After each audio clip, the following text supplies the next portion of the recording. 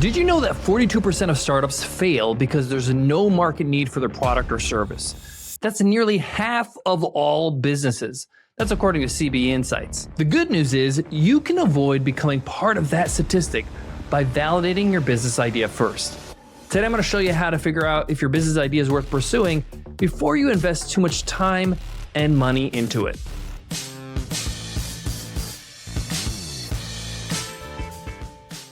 Welcome back to the $100 MBA Show. I'm your host, Omar Zenhom, where I show you how to start, grow, and scale a business 3 days a week, Monday, Wednesday, Friday. Today's Q&A Wednesday, where we answer a question from one of our listeners, one of our viewers, one of our community members. If you got a question you want to ask, go ahead and send us your question over at 100mba.net/Q.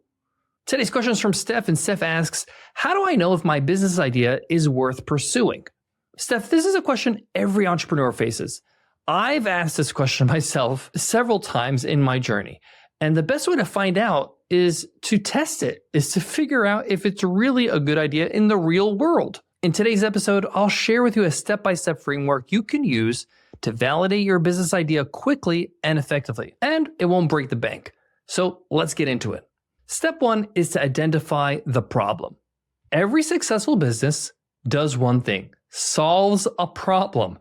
If your idea doesn't address a specific pain point, it's not likely to succeed. So why does this matter?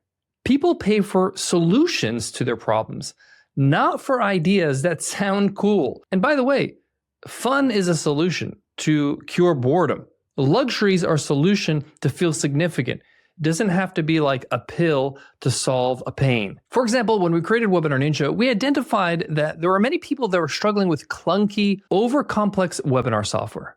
My solution was to create a user-friendly, all-in-one platform so that they don't have to hodgepodge and Frankenstein all different pieces of software together.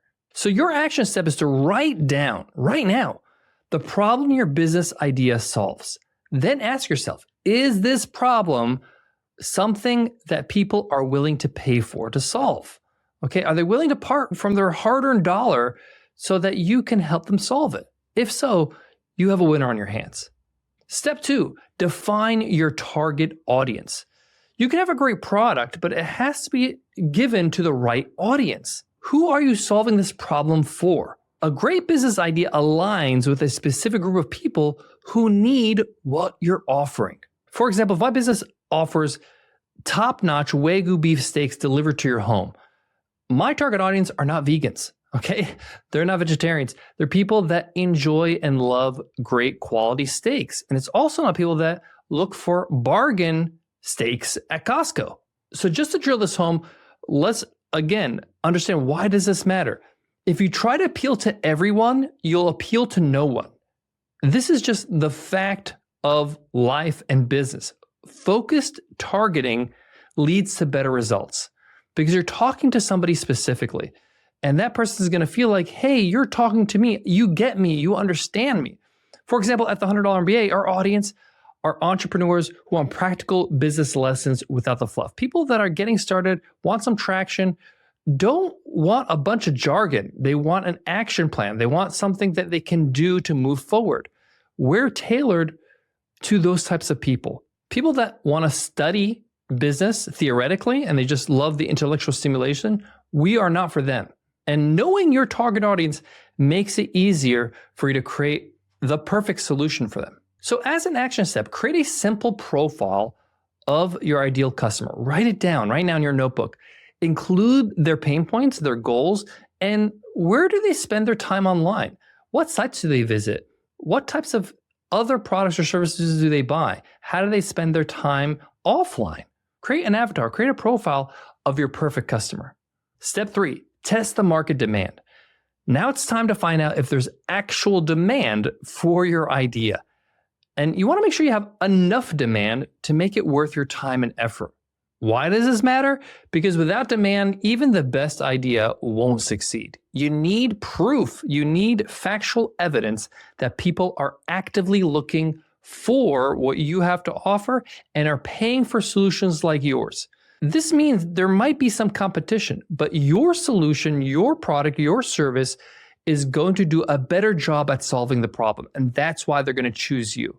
right? But the fact that they're looking for a solution, even if that solution is not that great, means there's demand.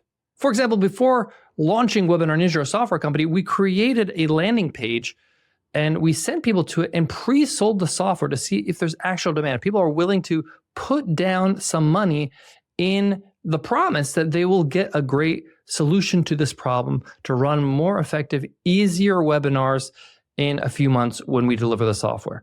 If people were willing to part with their dollar on that promise and pre-buy or sign up for this like early adopter sale, then I knew for a fact that, hey, these people are going to love my product. I have a good product on my hands. I think people are going to love this even after the launch and for years to come. So your action step is to start validating the interest. You can even do this by using tools like Google Trends, or there's another one called Exploding Topics. And you could research your solution keywords to see if people are searching for these ideas, for these solutions. You can create a pre-launch page with a simple landing page and just gauge interest. You can even just gauge interest by asking them to leave their name and email address to get a launch discount and get on the waiting list. Step 4 is to create a minimal viable product.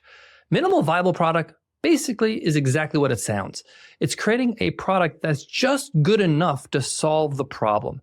It's not perfect. It's not everything. It's just the version 1 of what your solution is going to be. This means you don't want to spend months or years perfecting this idea before you put it out in the market and test it.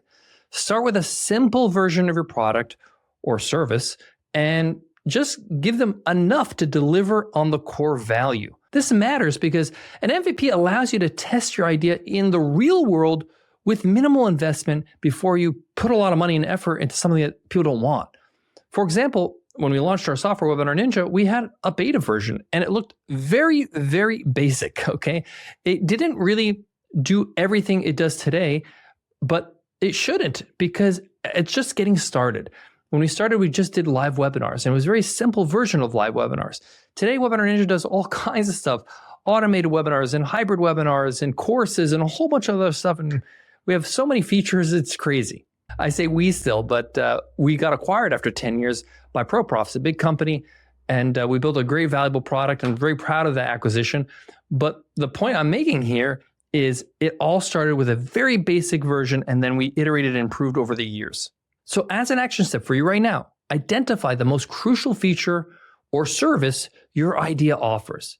Build a basic version of it and start selling it. Start putting it out in the world. This is the real world, the reality of your product's future. Step 5 is to gather feedback. Once you have your MVP out in the world, you get your product out there, you got to listen to your customers. Your first customers are gold. They're going to give you feedback that you need so you can iterate and improve your product. So you're going to want to get in touch with your customers, sending emails, get on video calls, get them to fill out surveys. All information in any form is going to be useful.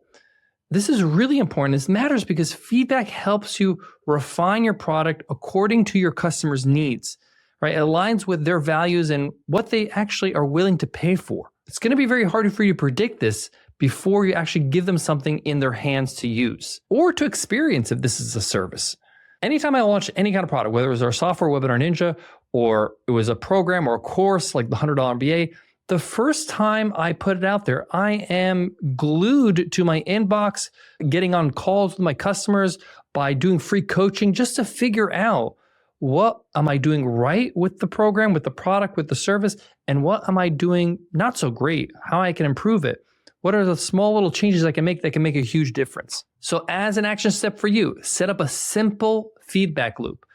Choose one and get started, whether it's to ask your first customers to email you and say, hey, can you give me 3 things you love, 3 things you don't love so much, and I would love to learn more. That's simple, an email. Or you can just email all your customers to say, would you like to grab a time, 15 minutes, 20 minutes on my calendar? I would love to get your feedback and learn more how I can improve this product for you. Again, ask them what they love, what they would change, and what they would add. Step 6, evaluate the results. After testing your idea, take a step back and evaluate. Are people paying for your solution? Are they coming back for more? If the answer is yes, you got something worth pursuing. It's pretty cool, right? If not, it's okay. You can pivot. You can change the product, change the audience, or move on altogether. Here's the truth. Not every idea is going to be a winner. Not every product you put out there is going to be amazing. I know this because most of my successes started out with a failed product, right? Failing fast is better than failing slowly. That's the worst, where you're working on something that's just a total dud for years, and there goes a whole bunch of years of your life and a whole bunch of money and a whole bunch of effort, and that's really demotivating. So if you can figure out if you have a winner or a loser on your hands as quickly as possible, that's the best thing you can do. So you want to analyze the results. Action step, by the way, this is action step. Analyze the results. If your idea shows promise, double down, keep going. If not, don't be afraid to pivot or to start fresh. One easy way to know, and this is kind of a metric I use, is the 5% rule. If you email 100 people on your email list, for every 100 people, and 5% of them buy, meaning they spend money, no matter how much, on that product or service, you have a good winner on your hand. That's something that you double down on, right? Anywhere around that range, 3 to 5%, I would say, is a winner. So in conclusion, Steph, who asked today's question, the key to knowing if your business idea is worth pursuing is testing it, right? In the real world, identifying the problem, defining your audience, testing demand, creating an MVP, gathering feedback, and then evaluating. And remember, the best ideas are the ones that solve real problems for real people in the real world. So don't overthink it. Get out there and test.